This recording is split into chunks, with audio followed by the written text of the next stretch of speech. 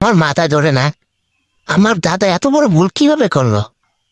শুধুমাত্র আধা কেজি মিষ্টির জন্য রাস্তার পাশে এত সুন্দর জায়গাটা বিক্রি করে দিল। এখন যদি ওই জায়গাটা থাকতো, কমপক্ষে এটা 1 কোটি টাকা বিক্রি করতে পারতাম। আর ওই 1 কোটি টাকা দিয়া আমি 50টা সিঞ্জি কিনতে পারতাম।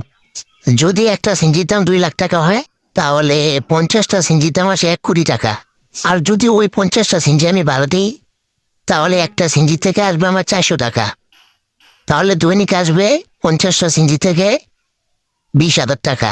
একদিনে আমার 20,000 টাকা ইনকাম, তাহলে 1 মাসে ইনকাম আসে আমার 6 লাখ টাকা। তাহলে 1 বছর আমার ইনকাম আসে কত? 72 লাখ টাকা। দাদার এই একটা ভুলের জন্য আমি এই সারা জীবন গরিব রয়ে গেলাম। উফ, কি একটা অবস্থা, এটাই বাস্তবে।